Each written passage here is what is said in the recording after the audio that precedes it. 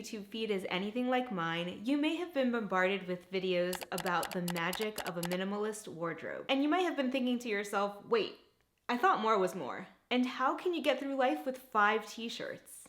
On this video, I'm going to walk you through the science that supports the value of a minimalist wardrobe. And I'll be showing you every article of clothing that I have in my year-round capsule wardrobe. My goal is to have pieces of clothing that I love and are fully interchangeable so that I can maximize the amount of outfits I can make while minimizing the amount of articles of clothing that I own. But first, let's start with the psychology. Research surrounding the value of a minimalist closet are essentially research studies focused on choice. And the research generally falls into 3 main categories. The first is this concept of decision fatigue. Decision fatigue is defined as the worsening of decision-making over the course of the day. The more decisions you make, the more fatigue you develop, and the more difficult your decisions become. Given the depleting effects of decision-making, it's easy to see why people that are required to make more and more decisions during the day might see a value in minimizing decisions,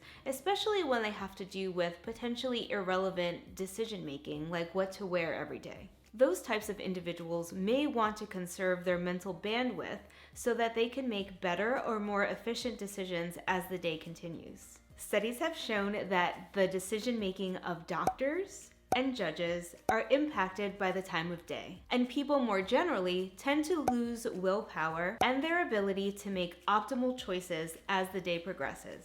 So as a person makes more and more decisions, their ability to make more and more decisions diminishes through the day. The concept of decision fatigue and its relationship to a minimalist wardrobe has been popularized by Steve Jobs, Superman, and to a much less successful degree, Elizabeth Holmes. Although I'm no Steve Jobs, I also have to make a lot of decisions during the day.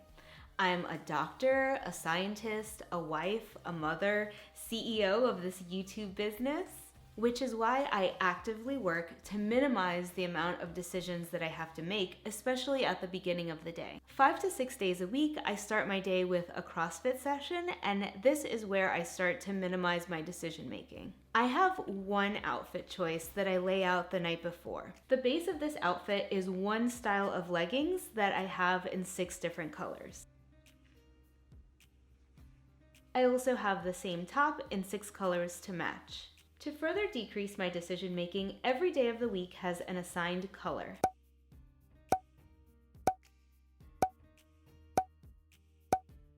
So when most people start their day with 2 questions, should I go to the gym and what should I wear? I've answered none, and I'm rolling on autopilot thus far. In the spring and in the fall, I add one of my light long sleeve shirts.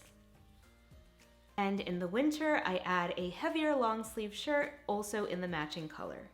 The second bucket of research supporting a pared down closet focuses on the relationship between choice and choice satisfaction. A series of studies have shown that as the number of choices increases, the satisfaction related to those choices decreases. Many, including psychologist Barry Schwartz, known for writing The Paradox of Choice, propose that this decrease in satisfaction comes from 2 places. First, the opportunity cost of making each choice, meaning if I choose to wear one of my Athleta t-shirts, I'm also simultaneously choosing not to wear my J. Crew t-shirt or my Uniqlo t-shirt. So it's not so much that I hate my Athletica t-shirts, which I assure you I do not, but the dissatisfaction is more a regret for all the t-shirts that I didn't wear. So as I decrease the number of alternatives, I also decrease the regrets that I might expect.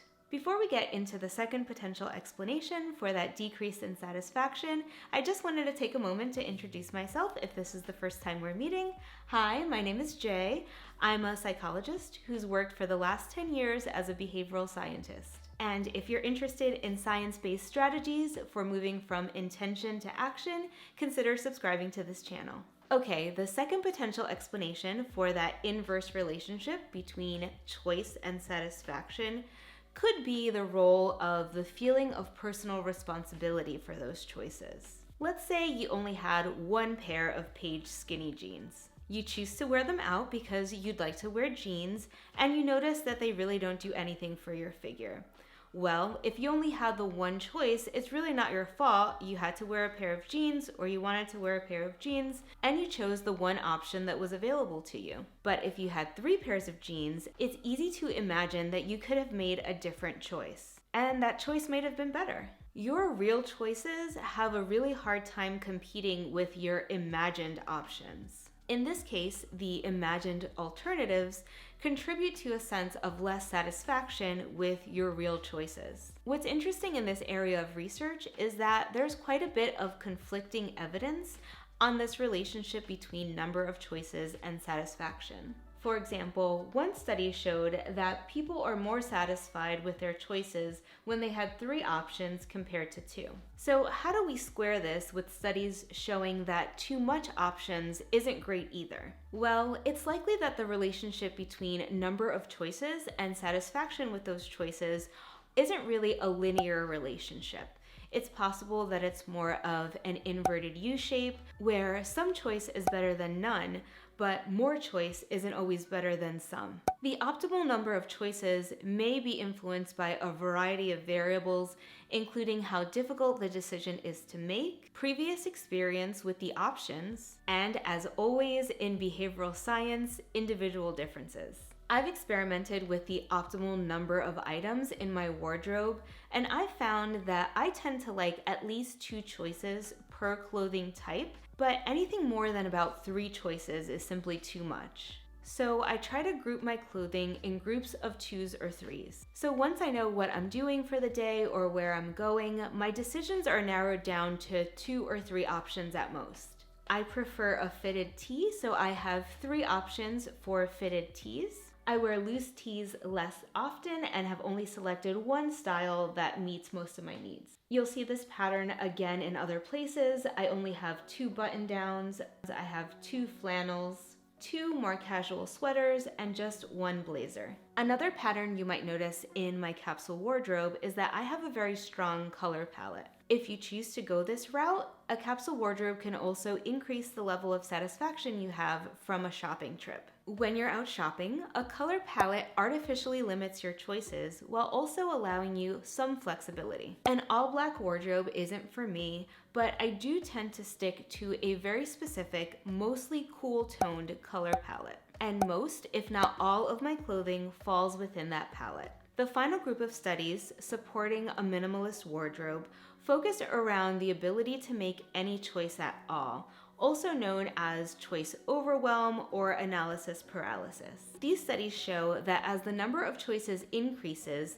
the likelihood that you'll make any choice at all decreases. These studies have ranged from seemingly mundane topics, like how your likelihood of purchasing a jam decreases the more options of jams are on the shelf, to more consequential decisions, like the more retirement options are presented to employees, the less likely they are to choose any retirement plan at all. This may explain why having too many items in your closet actually increases the likelihood that you feel like you have nothing to wear.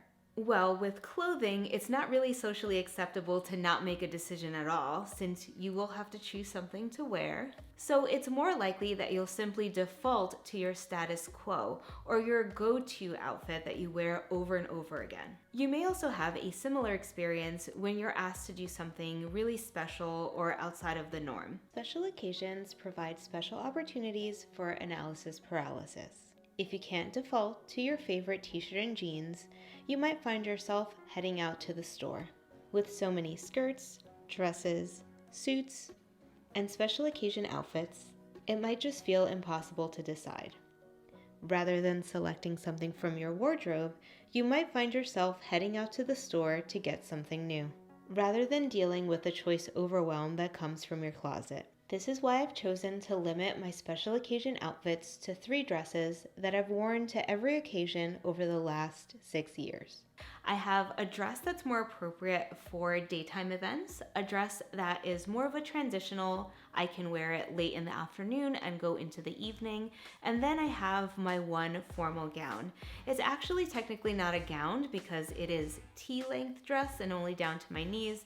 It's not a full-length gown, but given the color and the material, it is my one evening gown. So if I'm ever invited to an evening event, I know for certain that I have something to wear.